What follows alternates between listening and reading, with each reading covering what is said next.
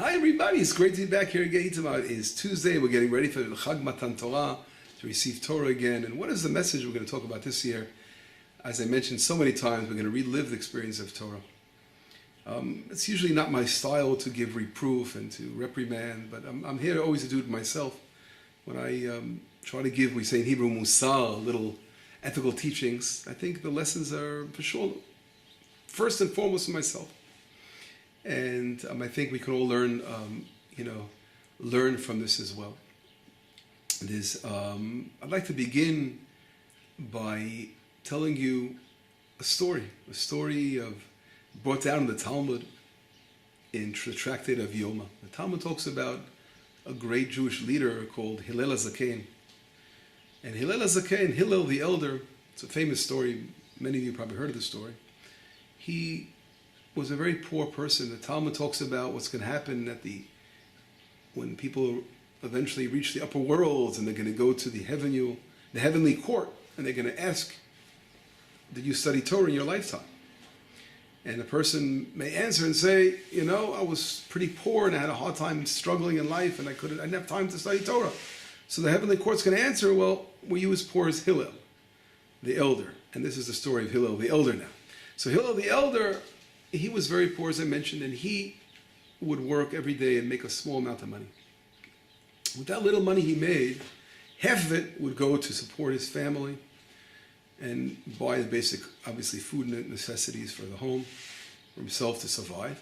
And the other half, he would pay the head of the watchman of the study house to enter the Beit Midrash, to enter the study house, to study Torah. And he would study with Shmaya v'Avtalion, two great scholars.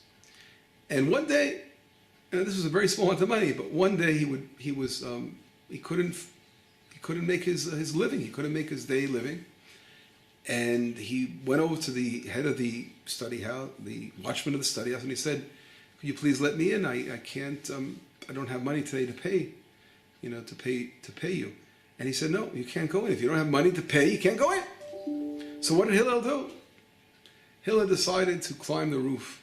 He climbs a ladder. He goes on top of the roof, and there was a window, a skylight. He's looking down at Shmaya v'Avtayon, the rabbis, and listening in from outside. What can he do? He can't go inside, so he's listening in from the outside.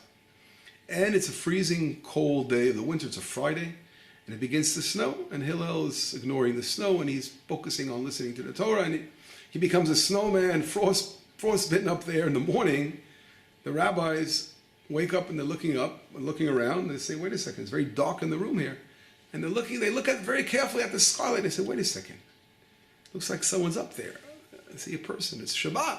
They run out, they go on the roof up there, and they taking down Hillel off the roof. He's already frostbitten just about.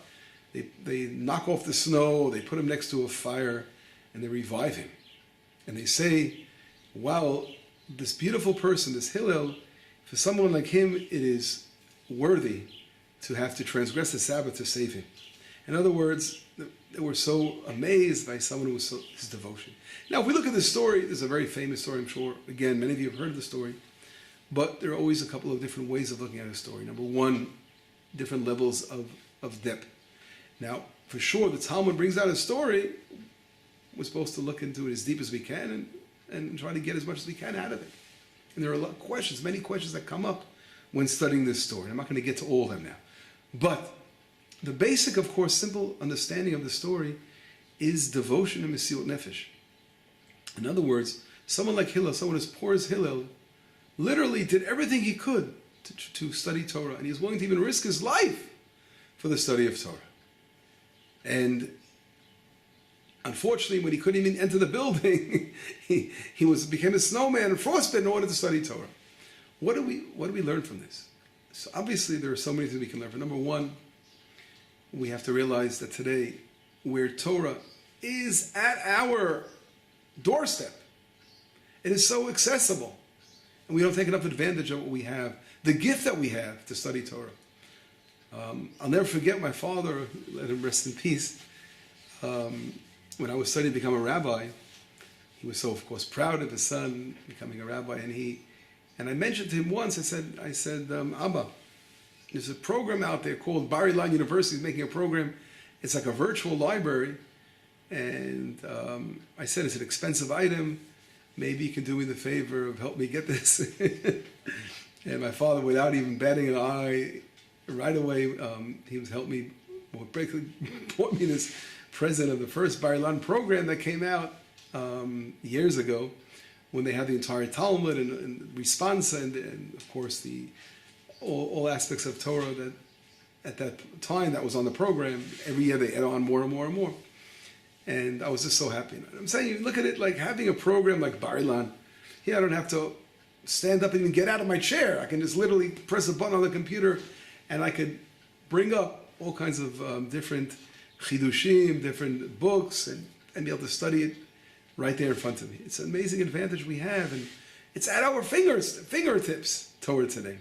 Look how, in the old days, how hard they had to work to hear, to study. We don't take advantage enough of what we have. And that's something I think one of the great, a simple lesson, but we have to really apply it to ourselves. We have an opportunity today, about a lifetime, to study every day something. Torah is a life force of this of the world, of the cosmos. If it wasn't for Torah, the world would be turned to null and void. It would disappear.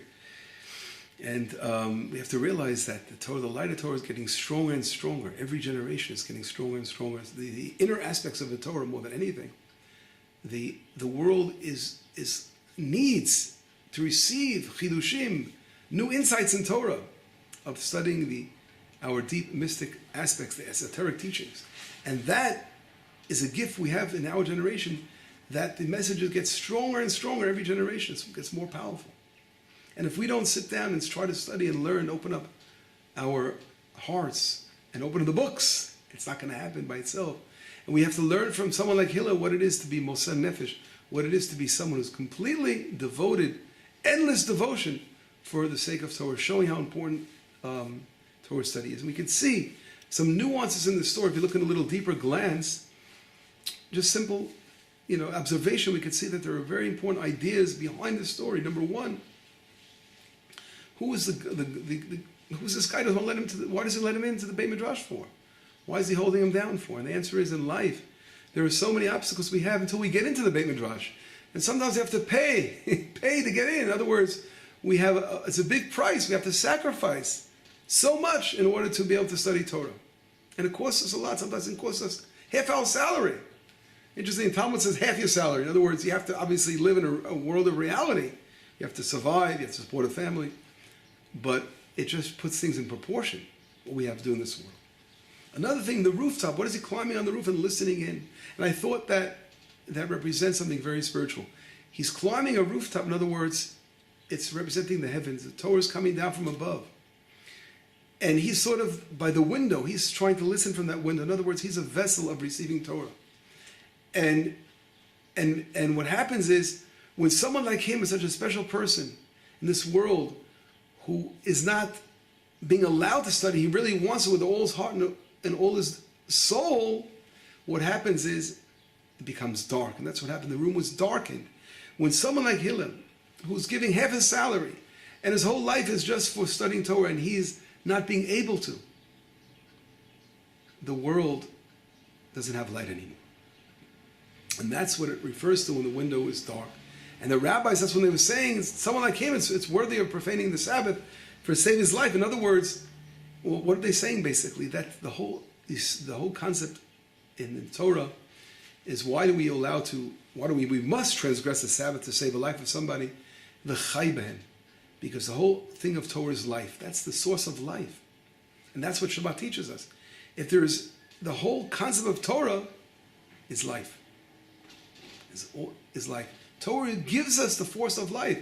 And obviously, if there is no life, there is no Shabbat, there is nothing in the world. And that is what the Torah represents. Hillel represents, he's a walking Torah. And if we are not helping someone like Hillel, or trying to do our best to look for those people like Hillel, these poor people that need the assistance because they want it so badly, so they don't have that ability, then literally we are not allowing the life force to come to the world. That is what the world is based on. And I want to tell you a modern story, which I think connects so powerfully to this story. I give a class, I try to give a class once a week to Noachides, those who are in the direction of conversion. Some have already converted, different levels of students I have in the past. I'm not going to go through that in detail now, but basically, I have one of my students from Nigeria, a very special person, and he's in charge of many, many, many students in Nigeria and Africa. And he told me, he said, Rabbi, I want you to know that, we don't have any books where we are. It's very hard for us to get a hold of books. And they're very expensive, whatever it is. It's extremely difficult to get a hold of books in Africa. And here, it clicked on me. I said, wow. It dawned on me literally, like, look what we have. Look what we have. In 1 second, we have a library. I said, virtual libraries and books all over the place. And they don't even have an ability to get a hold of a book. So he asked me to prepare some classes, and I'm trying to do a couple of classes a week on this group, as a matter of fact, a very special group of Nigerians that are part of the lost tribes. They believe that they have the traditions that only Israel traditions, and they were lost over the generations, and now they're coming back, and they all want to convert. They want to study Torah. They want to convert back to their former Jewish people that they were part of. They want to become Jews again, and they need to be taught. They need to study Torah. So I'm trying to do what I can as a simple person to try to reach out and help them. And I was blown away by the fact that they're working so hard to try to make a system that they can learn and study and know. And no one's reaching out to them. They don't have enough. A couple of people, we're only a couple of small rabbis trying to help them. And they're in great need of course, of help. And the love for Torah knows no bounds. I am blown away by it. And this, for me, is a lesson, a modern Hillel story. They're doing everything they can just to grab a hold of a little Torah. And here, I prepared a few classes, and he told me how they were literally applauding and dancing by the fact that they were able to receive a few lessons that they can listen to and listen to some Torah. I think from this modern story of Hillel and the ancient Hillel story, I think we have a lesson here on how we have our lesson today for the holiday of Shavuot, is that we, as the people of Israel, we're born into Torah. We are supposed to be light to the nations, to reach out to the world. And we sustain the world. We give the life force by studying Torah. We're bringing literally the divine energy into the world, which lifts the entire world up. And we have the ability today to do so easily.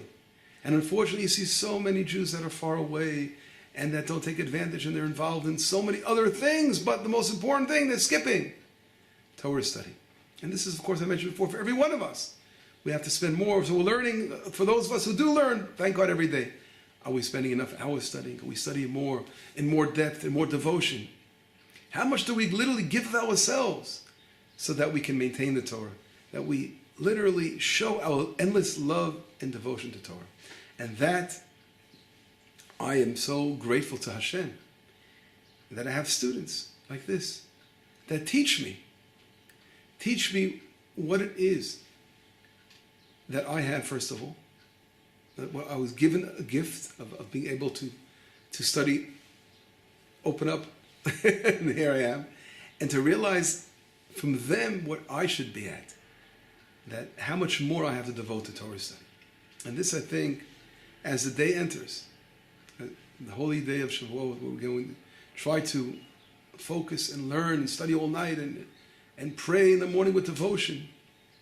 I think we have to have in mind and intention that this will be a year of filling our vessels with the light of Torah, that we'll be able to get closer and closer to the life force that Hashem gives us through the Torah, and be able to reach out to those who don't have the ability to study like we can, and to be more of a help to everyone, those who want to study, to reach out and to bring those who've fallen down, to bring them back up again. That's what we have to look forward for this special day. To be a vessel to receive the life force of Torah, to be able to give it over.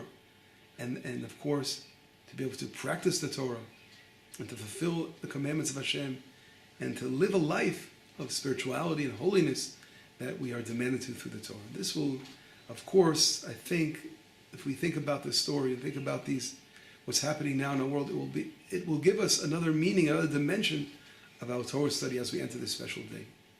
But anyway, it was a small message for me more than you today. But let's have a wonderful holiday, and let's again reconnect, relive the experience of Matan Torah, and let's hear the voices of the shofar, of the horns being blown again, and we'll hear, let it enter our hearts, and let our hearts be vessels to bring the light to the entire world. Chag Sameach, B'sorot Tov.